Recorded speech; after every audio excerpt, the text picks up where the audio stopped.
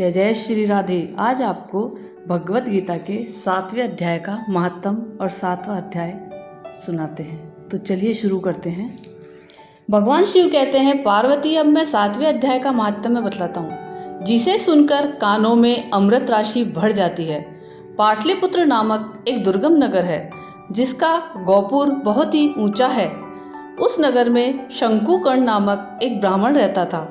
उसने वैश्यवृत्ति का आश्रय लेकर बहुत धन कमाया, किंतु न तो कभी पितरों का तर्पण किया और न देवताओं का पूजन ही। वह धनोपार्जन में तत्पर होकर राजाओं को ही भोज दिया करता था। एक समय की बात है, उस ब्राह्मण ने अपना चौथा विवाह करने के लिए पुत्रों और बंधुओं के साथ यात्रा की। मार्ग में आधी रात के समय जब वह सो रहा था, एक सर्प ने कहीं से आकर उसकी बाह में काट लिया। उसके काटते ही ऐसी अवस्था हो गई कि मणि, मंत्र और औषधि आदि से भी उसके शरीर की रक्षा असाध्य जान पड़ी। तत्पश्चात कुछ ही क्षणों में उसके प्राण पखेरु उड़ गए। फिर बहुत समय के बाद वह प्रेत सर्प योनि में उत्पन्न हुआ। उसका चित्त धन की वासना में बंधा था। उसने पूर्व वृत्तांत को स्मरण करके सोचा, मैंने जो घर के बाहर करोड़ों की संख्या में अपना धन गाड़ रखा है, उससे इन पुत्रों को वंचित करके स्वयं ही उसकी रक्षा करूंगा। एक दिन सांप की योनि से पीड़ित होकर पिता ने स्वप्न में अपने पुत्रों के समक्ष आकर अपना मनोभाव बताया। तब उसके निरंकुश पुत्रों ने सवेरे उठकर बड़े विस्मय के साथ एक दूसरे से स्वप्न की बात कही। उनमें से मझला पुत्र कुदाल हाथ में लिए घर से निकला और जहाँ उसके पिता सर्प योनि धारण करके रहते थे, उस स्थान पर गया। यद्यपि उसे धन के स्थान का ठीक ठाक पता नहीं था, तो भी उसने चिन्हों से उसका ठीक निश्चय कर लिया और लोभ बुद्धि से वहाँ पहुंचकर बांबी को खोदना आरंभ किया। तब उस बांबी से बड़ा भयानक सांप प्रकट हुआ और बोला, ओ मूढ़, तू कौन है? किस लिए आया है? क्यों बिल खोद रहा है? अथवा किसने तुझे भेजा है? ये सारी बातें मेरे सामने बता। पुत्र बोला, मैं आपका पुत्र हूँ, मेरा नाम शिव है। मैं रात्रि में देखे हुए स्वप्न से विस्मित होकर यहाँ का स्वर्ण लेने के कौतूहल से आया हूँ। पुत्र की यह वाणी सुनकर वह सांप हंसता हुआ उच्च स्वर से इस प्रकार स्पष्ट वचन बोला, यदि तू मेरा पुत्र है तो मुझे शीघ्र ही बंधन से मुक्त कर। मैं पूर्व जन्म के गाड़े हुए धन के लिए सर्प योनि में उत्पन्न हुआ हूँ। पुत्र ने पूछा, पिताजी, आपकी मुक्ति कैसे होगी? इसका उपाय मुझे बताइए, क्योंकि मैं इस रात में सब लोगों को छोड़कर आपके पास आया हूँ। पिता ने कहा, बेटा, गीता के अमृत में 7वें अध्याय को छोड़कर मुझे मुक्त करने में तीर्थ, दान, तप और यज्ञ भी सर्वथा समर्थ नहीं है। केवल गीता का 7वां अध्याय ही प्राणियों के जरा, मृत्यु आदि दुख को दूर करने वाला है। पुत्र, मेरे श्राद्ध के दिन 7वें अध्याय का पाठ करने वाले ब्राह्मण को श्रद्धापूर्वक भोजन कराओ। इससे निसंदेह मेरी मुक्ति हो जाएगी। वत्स, अपनी शक्ति के अनुसार पूर्ण श्रद्धा के साथ वेद विद्या में प्रवीण अन्य ब्राह्मणों को भी भोजन कराना। सर्प योनि में पड़े हुए पिता के ये वचन सुनकर सभी पुत्रों ने उसकी आज्ञा के अनुसार तथा उससे भी अधिक किया। तब शंकुकर्ण ने अपने सर्प शरीर को त्याग कर दिव्य देह धारण किया और सारा धन पुत्रों के अधीन कर दिया। पिता ने करोड़ों की संख्या में धन बांट कर दिया था। इससे सदाचारी पुत्र बहुत प्रसन्न हुए। उनकी बुद्धि धर्म में लगी हुई थी, इसलिए उन्होंने बावली, कुआं, पोखर, यज्ञ तथा देव मंदिर के लिए उस धन का उपयोग किया और अन्नशाला भी बनवाई। तत्पश्चात 7वें अध्याय का सदा जप करते हुए उन्होंने मोक्ष प्राप्त किया।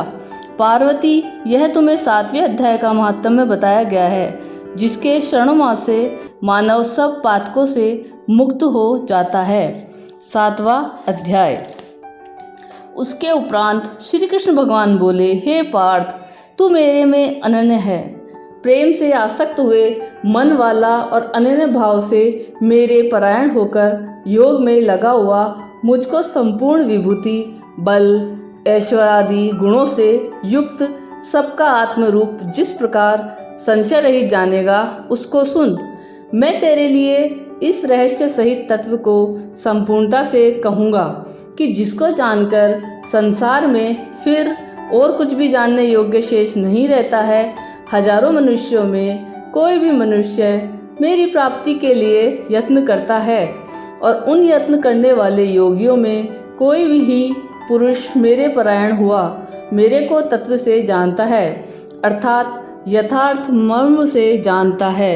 हे अर्जुन, पृथ्वी, जल, अग्नि, वायु और आकाश तथा मन, बुद्धि और अहंकार भी ऐसे यह 8 प्रकार से विभक्त हुई मेरी प्रकृति है।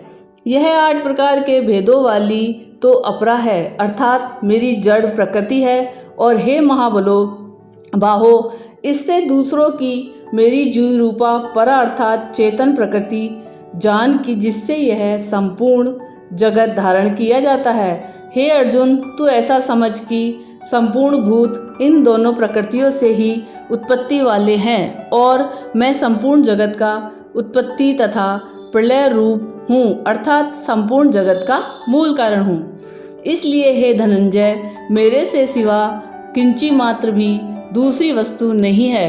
यह संपूर्ण जगत सूत्र के मणियों के सदृश मेरे में गुथा हुआ है। हे अर्जुन, जल में मैं रस में हूँ तथा चंद्रमा और सूर्य में प्रकाश हूँ और संपूर्ण वेदों में ओंकार हूँ तथा आकाश में शब्द और पुरुषों में पुरुषत्व हूँ।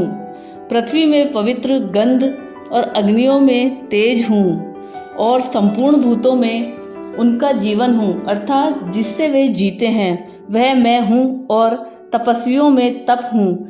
हे अर्जुन, तू संपूर्ण भूतों का सनातन कारण मेरे को ही जान। मैं बुद्धिमानों की बुद्धि और तेजस्वियों का तेज हूँ। हे भरत श्रेष्ठ, मैं बलवानों का आसक्ति और कामनाओं से रहित बल अर्थात सामर्थ्य हूँ और सब भूतों में धर्म के अनुकूल अर्थात शास्त्र के अनुकूल काम हूँ। और भी जो सत्वगुण से उत्पन्न होने वाले भाव हैं और जो रजोगुण से तथा तमोगुण से होने वाले भाव हैं, उन सबको तू मेरे से ही होने वाले हैं ऐसा जान। परंतु वास्तव में उनमें मैं और वे मेरे में नहीं हैं। गुणों के कार्य रूप सात्विक, राजस और तामस, इन तीनों प्रकार के भावों से अर्थात राग, देश आदि विकारों से और संपूर्ण विषयों से यह सब संसार मोहित हो रहा है। इसलिए इन तीनों गुणों से परे मुझ अविनाशी को तत्व से नहीं जानता, क्योंकि यह अलौकिक अर्थात अति अद्भुत त्रिगुणमयी मेरी योग माया बड़ी दुस्तर है। परंतु जो पुरुष मेरे को ही निरंतर भजते हैं वे इस माया को उल्लंघन कर जानते हैं, अर्थात संसार से तर जाते हैं। ऐसा सुगम उपाय होने पर भी माया द्वारा हरे हुए ज्ञान वाले और आसुरी स्वभाव को धारण किए हुए तथा मनुष्यों में नीच और दूषित कर्म करने वाले मूढ़ लोग तो मेरे को नहीं भजते हैं।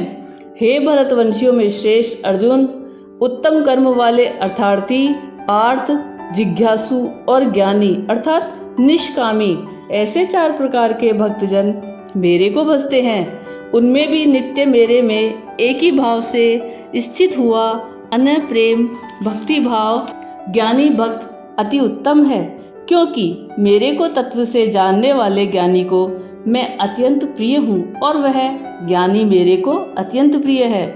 यद्यपि ये सब ही उदार है अर्थात श्रद्धा सहित मेरे भजन के लिए समय लगाने वाले होने से उत्तम है, परंतु ज्ञानी तो साक्षात मेरा स्वरूप ही है, ऐसा मेरा मत है।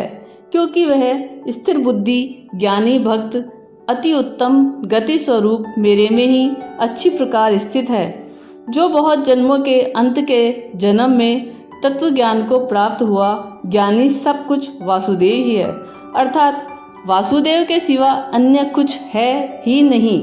इस प्रकार मेरे को भजता है वह महात्मा अति दुर्लभ है।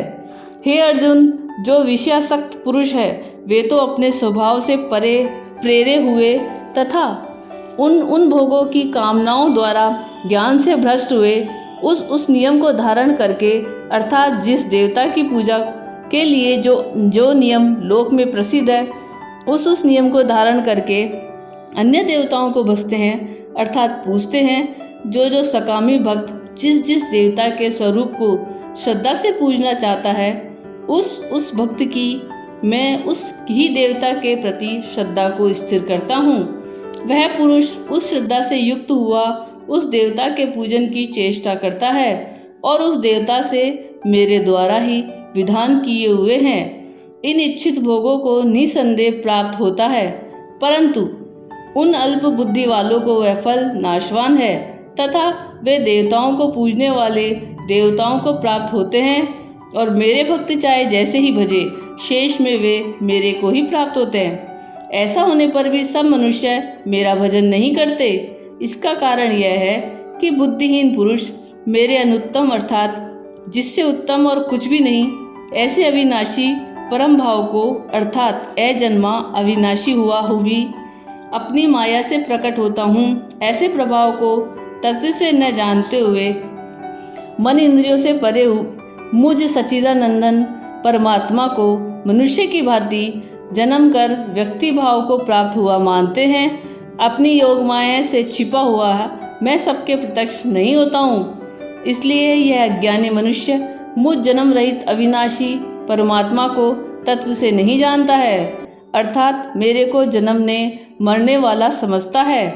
हे अर्जुन, पूर्व में व्यतीत हुए और वर्तमान में स्थित तथा आगे होने वाले सब भूतों को मैं जानता हूँ, परंतु मेरे को कोई भी श्रद्धा भक्ति रहित मनुष्य नहीं जानता है, क्योंकि हे भरतवंशी अर्जुन, संसार में इच्छा और द्वेष से उत्पन्न हुए सुख दुख आदि द्वंद्व रूप मोह से संपूर्ण प्राणी अति अज्ञानता को प्राप्त हो रहे हैं, परंतु निष्काम भाव से श्रेष्ठ कर्मों का आचरण करने वाले जिन पुरुषों का पाप नष्ट हो गया है वे राग देशादि द्वंद्व मुक्त मोह से मुक्त हुए और दृढ़ निश्चय वाले पुरुष मेरे को सब प्रकार से भजते हैं। जो मेरे शरण होकर जन्म और मरण से छूटने के लिए यत्न करते हैं वे पुरुष उस ब्रह्म को तथा संपूर्ण अध्याय को अध्यात्मक को और संपूर्ण कर्म को जानते हैं। जो पुरुष अधिभूत और अधिदेव के सहित तथा अधियज्ञ के सहित सबका आत्मरूप मेरे को जानते हैं, अर्थात जैसे भाप बादल धूप पानी और बर्फ यह सभी जल स्वरूप है, वैसे ही अधिभूत अधिदेव और अधियज्ञ आदि सब कुछ वासुदेव स्वरूप है। ऐसे जो जानते हैं वे युक्त चित्त वाले पुरुष अंतकाल में भी मुझको ही जानते हैं, अर्थात प्राप्त होते हैं। यह है भागवत गीता का 7वां अध्याय। इसको पितृपक्ष में सुनने से पितरों को मोक्ष मिलता है। धन्यवाद।